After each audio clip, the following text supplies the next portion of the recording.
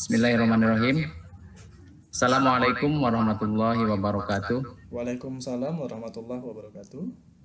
Selamat malam dan salam sejahtera untuk kita semua. Yang saya hormati pada fasilitator yaitu Ibu Hasanah. Yang saya hormati juga kepada calon guru penggerak yaitu Bapak Supardi dan Ibu Saadah yang dalam hal ini mengikuti kegiatan Lokakarya yang ketiga yang merupakan kelanjutan dari Lokakarya 1 dan 2 yang telah kita laksanakan.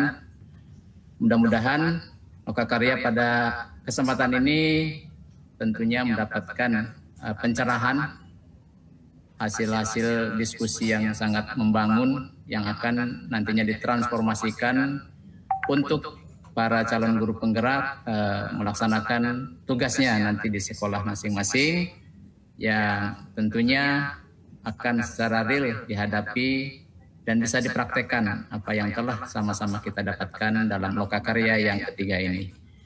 Baiklah Bapak Ibu, untuk Lokakarya pada kesempatan ini akan diisi oleh fasilitator yaitu Ibu Hasanah yang keseluruhannya beliau adalah selaku pengajar praktik di Kabupaten Ketapang dan pada saat ini beliau akan memberikan fasilitasi kepada Bapak Ibu selaku calon guru penggerak. Mudah-mudahan kegiatan hari ini bisa berjalan dengan baik. Untuk itu marilah kita sama-sama buka acara pada kesempatan ini dengan bersama-sama berdoa pada Tuhan Yang Maha Kuasa Allah Subhanahu wa Ta'ala agar kegiatan Lokakarya yang ketiga ini berjalan dengan baik sampai selesai dan kemudian mendapatkan hasil yang baik. Berdoa menurut agama dan keyakinan kita masing-masing. Mulai.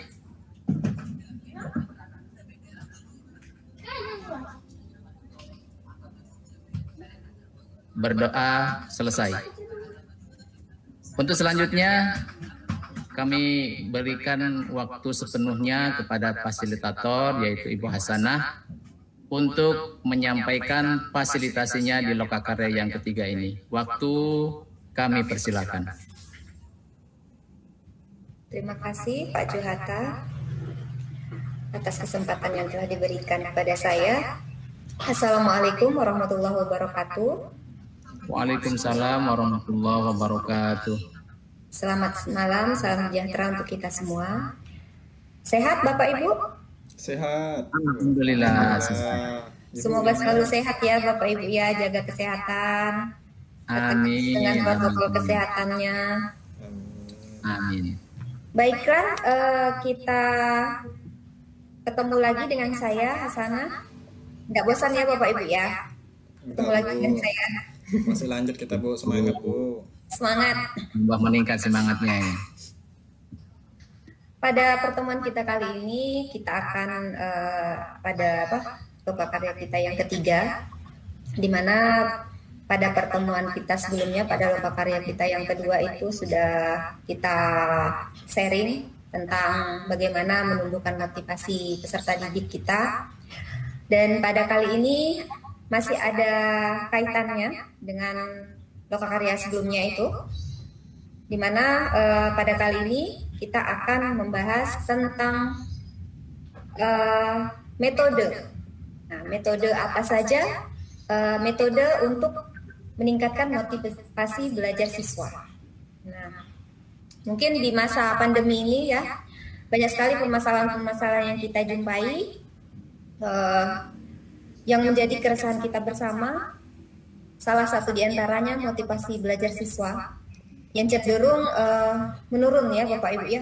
Mungkin kita sudah bisa merasakan sendiri di mana di sekolah kita banyak siswa yang putus sekolah, terutama di Ketapang ini ya, ada sekitar 1.000 lebih itu, dan itu kan sudah luar biasa ya Bapak Ibu ya, dan menjadi satu permasalahan tersendiri bagi kita.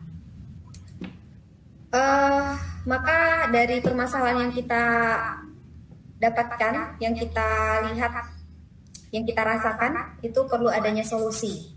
Nah, solusi ini yang akan kita cari, yang akan kita pecahkan, yang akan kita bagikan dengan Bapak Ibu yang ada di calon guru penggerak ini. Nah, di lokakarya yang kedua itu kalau tidak salah ada satu solusi yang sudah Bapak Ibu berikan, yang sudah Bapak Ibu yang sudah kita bagikan, itu salah satunya adalah metode belajar. Nah, jadi ada beberapa metode belajar yang sangat baik untuk kita laksanakan berdasarkan praktik baik yang sudah dilakukan oleh teman-teman kita di sini. Baiklah, di forum ini kita tidak bisa kita saling berbagi Bapak Ibu metode-metode yang sudah Bapak Ibu lakukan di sekolah Ibu masing-masing, Bapak Ibu masing-masing, dan sudah memberikan kontribusi yakni dengan meningkatnya motivasi belajar anak. Di kolom chat saya ada menyampaikan link Jamboard yang bisa Bapak Ibu buka. Silakan Bapak Ibu buka. Sudah terbuka Bapak Ibu? Baik, sudah Bu. Nah, di situ ada pertanyaan yang bisa Bapak Ibu jawab. Metode pembelajaran yang pernah digunakan Bapak Ibu di sekolah masing-masing, Bapak Ibu tuliskan, dan saya kasih waktu 1 menit. Dan jangan lupa dituliskan nama Bapak Ibu ya, di Jamboard, di sticky note-nya. Siap. Silakan Bapak Ibu.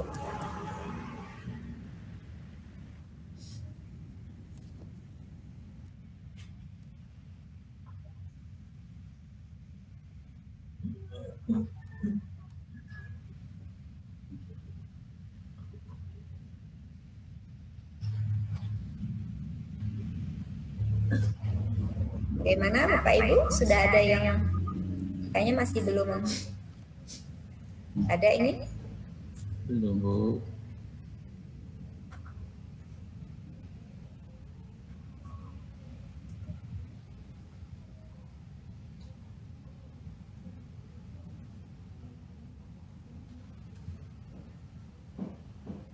Saya sudah Bu. Sudah Bapak? Kok tidak kelihatan ya Bapak ya? Belum ya Bu? Belum Pak. Belum masuk nih.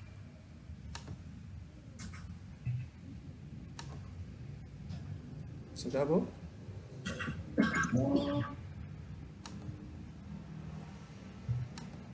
Sudah masuk? Bisa Bapak bacakan Pak? Oh iya Bu. Untuk saya pribadi, metode yang udah saya gunakan untuk meningkatkan motivasi belajar anak itu salah satunya yaitu project based learning, Bu. Bagaimana Bapak melaksanakan itu, Pak? Saya lakukan pembelajaran ini dengan memberikan project kepada anak-anak. Projectnya yaitu, kalau saya kan bahasa Inggris, Bu. Projectnya itu berupa membuat sebuah skema role play atau bermain peran untuk anak-anak kelas 9. Nah, dalam waktu 3 hari, project itu sudah harus selesai karena bahasa Inggris jadwalnya diselang hari. Misal hari Senin jadwal 2 jam pertama, kemudian hari Rabu 2 jam berikutnya. Jadi, saya kasih waktu mereka kurang lebih 2 hari untuk bawa projectnya pulang ke rumah dan kemanapun lingkungan yang menurut mereka bisa belajar menerapkan project based learning dalam hal bermain peran ini supaya bisa maksimal. Nanti setelah selesai, mereka akan diminta untuk menampilkan perannya atau permainan perannya di hari Rabu itu. Kira-kira begitu. Oke. Kalau Pak Juhata, bagaimana Pak Juhata? Silahkan dibacakan Pak Juhata.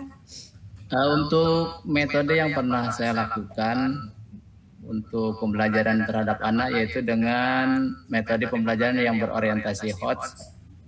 Salah satu metodenya yang tadi juga sudah dijabarkan oleh Bapak Supardi, itu tentang metode PBL atau Project Based Learning, di mana dalam metode ini salah satu yang diunggulkan adalah bagaimana anak bisa memecahkan masalah.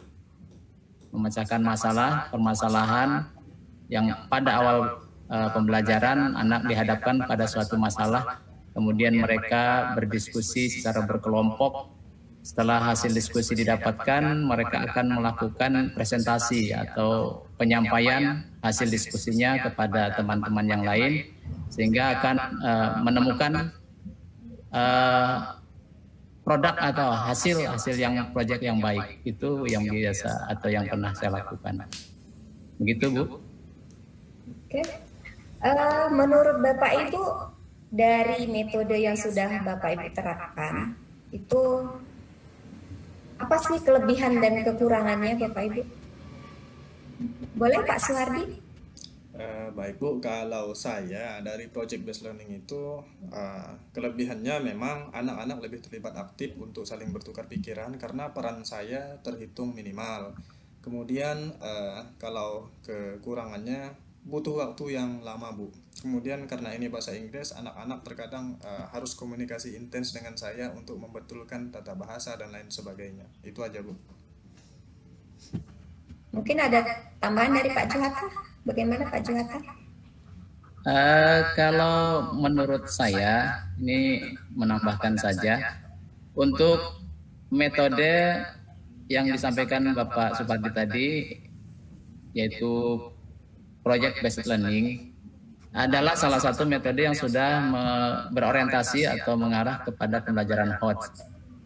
Tadi keunggulannya sudah disampaikan, yaitu minimnya guru atau peran guru karena sudah orientasinya terhadap peserta didik, sehingga pembelajaran ini mengaktifkan peserta didik. Kemudian tentu daya nalar anak karena dia mengalami proses pembelajarannya bermakna, sehingga daya nalarnya lebih melekat atau lebih bisa mereka pahami. Mungkin itu saja tambahannya, Bu. Baik, terima kasih Pak Juhata. Sebelum kita lanjut, saya ada tayangan video. Sebentar saya bagikan.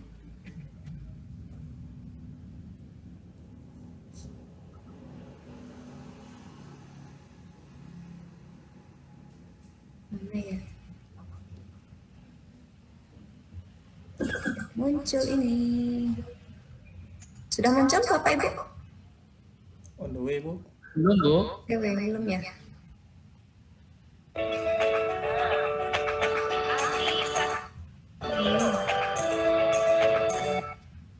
Mohon maaf Bapak Ibu, ini belum keluar ya. Cancel deh.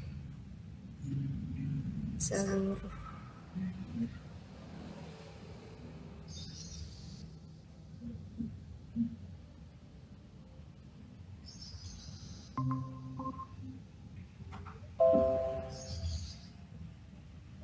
Sudah nampak Bu proses. Sudah nampak Bapak Ibu? Ya. Sudah Bu. Ya.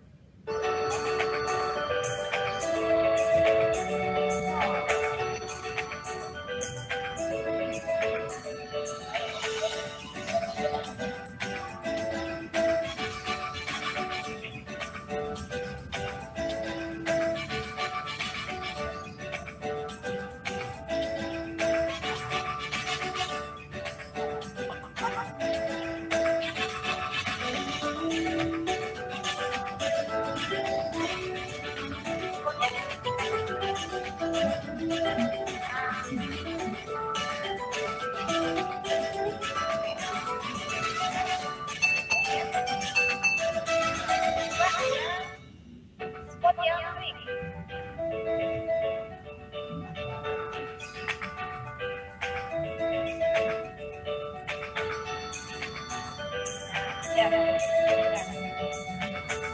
Nah, itu perbedaan antara dua tone, satu tone yang basah, satu tone yang kering.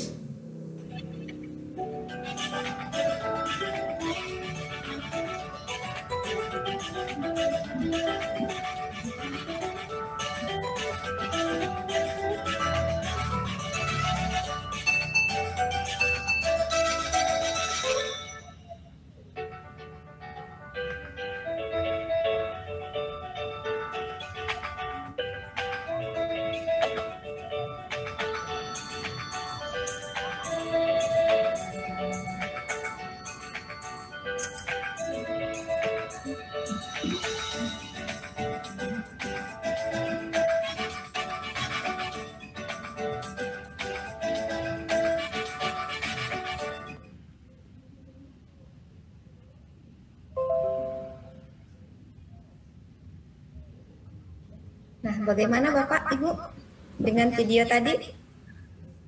Ada yang ingin menyampaikan pendapat? Kreatif, Bu. Silakan. Silakan Bapak Ibu.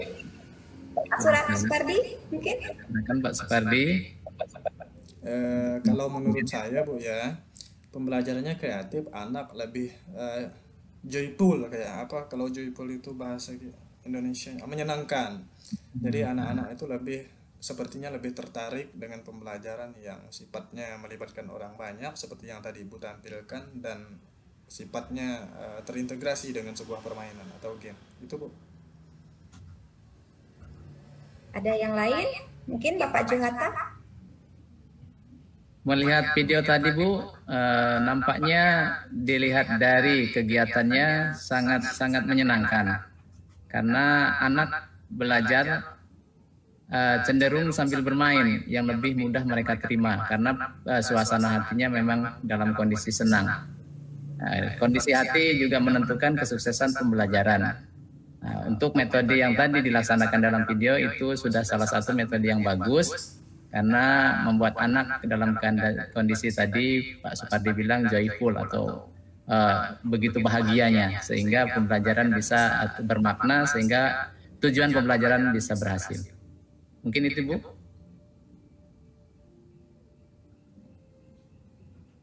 Ada lagi Bapak Ibu? Sudah cukup? Atau sudah cukup? Sudah, Bu. Saya rasa dari saya. Mungkin kalau bisa kita tarik kesimpulan ya, ada beberapa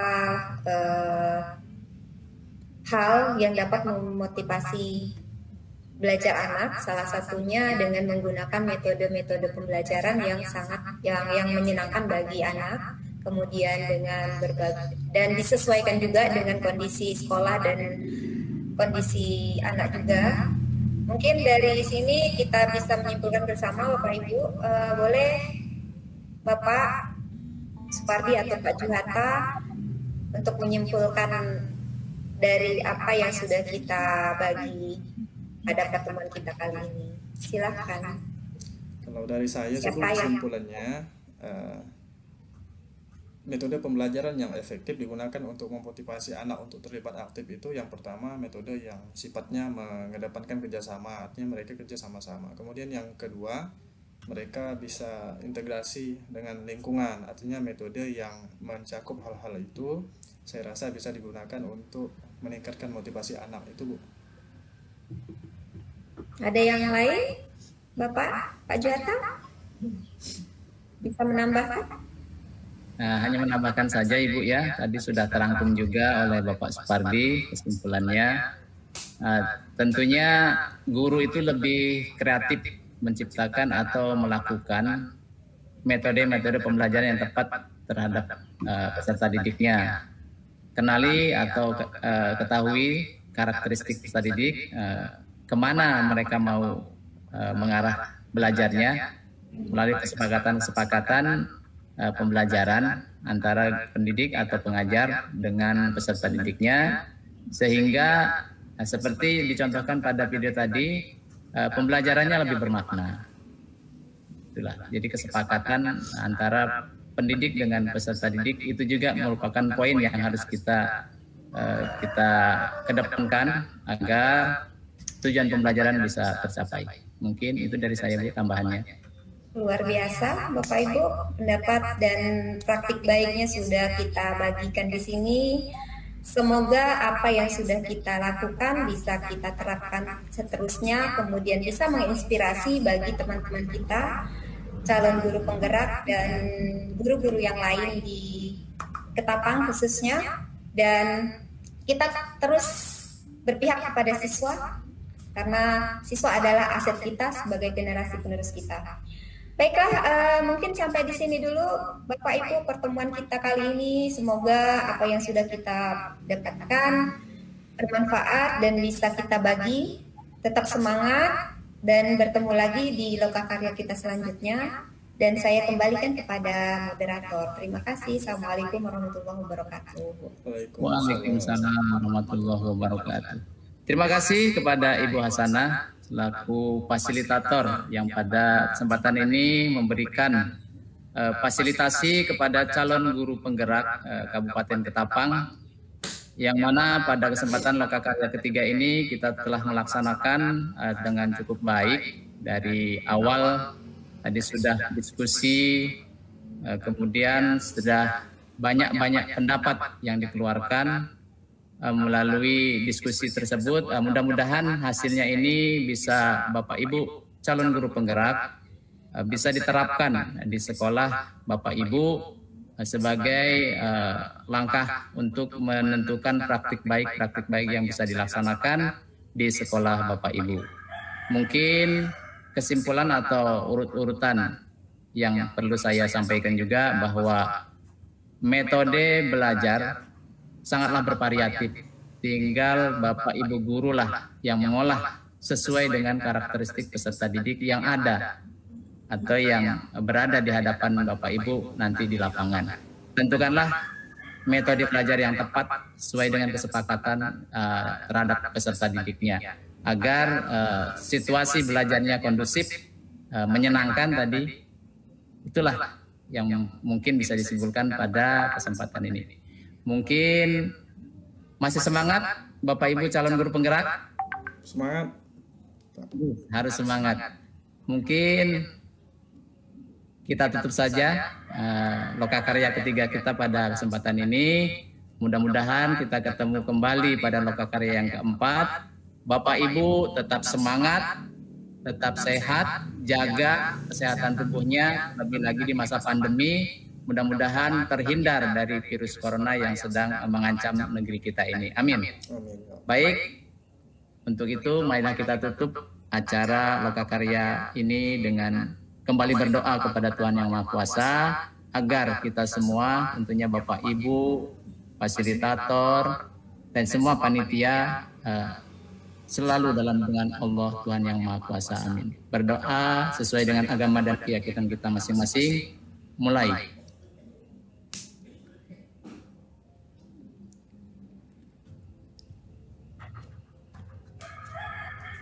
Berdoa selesai. Terima kasih atas partisipasi semuanya, kepada calon guru penggerak, kepada fasilitator, dan juga kepada panitia. Mudah-mudahan kita bisa bertemu dalam keadaan sehat kembali pada lokakarya berikutnya. Saya akhiri. Assalamualaikum warahmatullahi wabarakatuh. Waalaikumsalam.